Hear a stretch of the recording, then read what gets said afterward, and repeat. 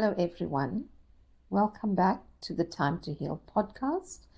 I'm Dr. Rani Samuel, clinical psychologist and author, and today I want to speak about destiny.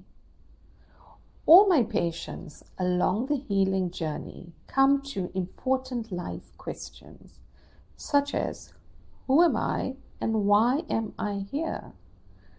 Who am I is about identity, and why I am here is linked to identity, but it speaks of destiny. What exactly is destiny?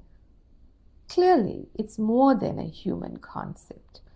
It is a spiritual concept and requires a spiritual conversation. While every faith may have an explanation around what the concepts around destiny is, I'm going to tell you about the biblical definition of destiny. Destiny is the way that God Himself wants to live in time and space through you. What a unique thing to happen. What a gift for all of us. He wants to touch a sphere of humanity through your life, to show His goodness, His mercy, love, and compassion through you to a group of people that He has hand-selected for you to impact. So destiny is God's purpose for your life. It is the reason you were created and placed on earth. What a privilege. I want you to know that you will have a passion for your destiny. It is something that would come easily to you, whether it's teaching, drama, finance, art, photography, law. The fields are endless in terms of where your gifts are given.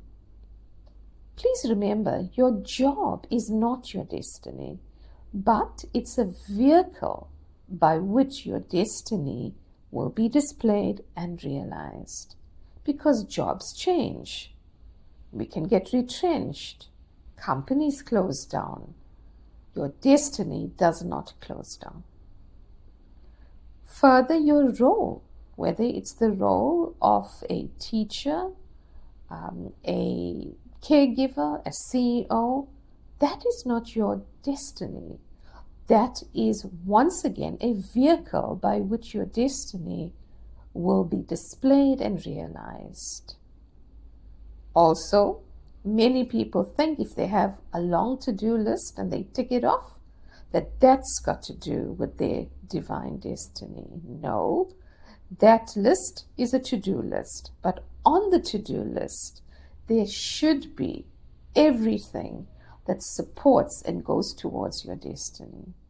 In the same way, many people would say, oh, I just live in a little town.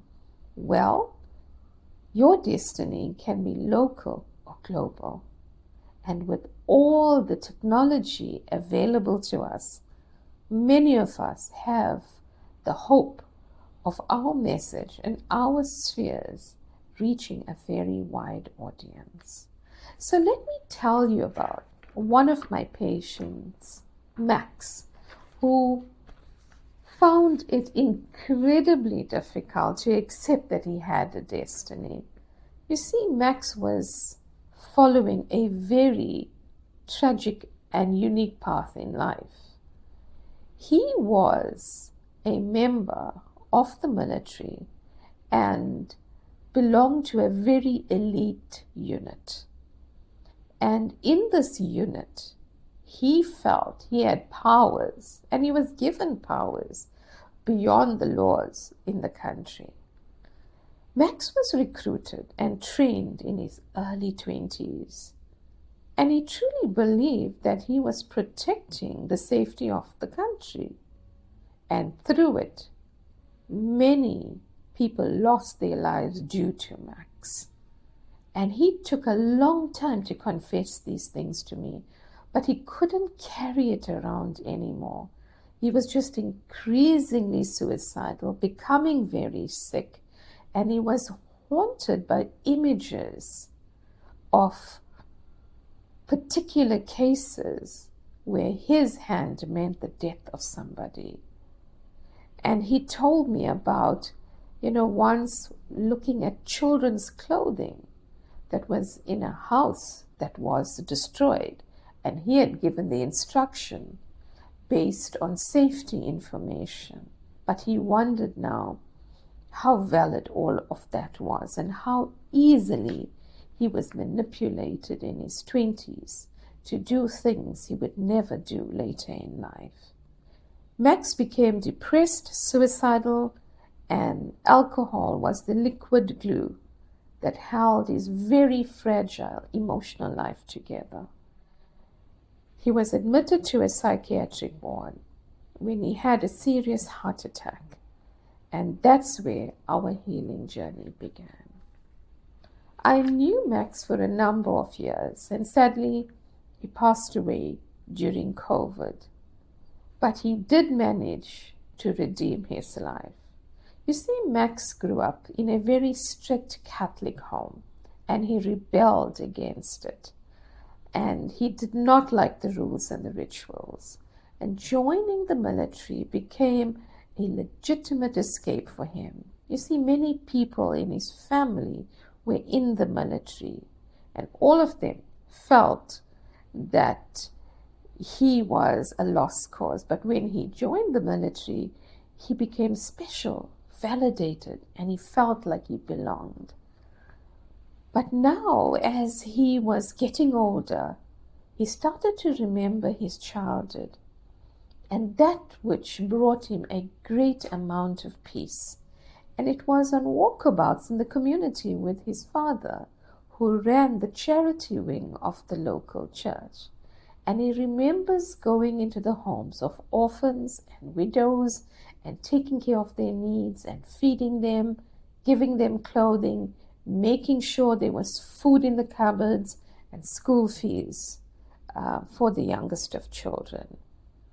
That seed of service was planted in Max, and his so-called career in the military took him far away from that, almost to the other end of the spectrum. Max took years to fully trust me and to confess everything that burdened his soul and everything that pointed to the fact that he could call himself a wretched human being. And he always felt beyond the love of God, that everything that he had done was truly unforgivable. And the seed of faith that was embedded in him as a child was the only sliver of hope. And he wanted to talk a lot about it, as he knew he was getting older and coming to the end of his life. I reminded him that the Bible is full of people that are seemingly unforgivable. And the Apostle Paul, who makes such a great impact in the New Testament, was himself a murderer. David was a murderer, and there's a long list. And through our discussions about this, we began to see that not a single person is out of the reach of the love of God. And with lots of time, you see, Max knew the Bible better than anybody else, but he could never see the Bible as a love letter between him and God. And as this became a reality, as he could receive the love, he was then able to lay down his struggles and slowly, after years, go back to the community, start showing that love to orphans and widows again. And that became his legacy, his destiny. It's almost the seed his father had planted, was watered, and became an orchard for many, many people who still remember him incredibly fondly. So today, I want you to remember that you are born with a destiny. And no matter how far away you think you from it, there's always a path of return, because nobody can do what you were born to do. No one can touch your sphere of humanity that God handpicked especially for you. So I want to encourage you today to return to the destiny that you have been given. Thank you for listening. I'll see you next time.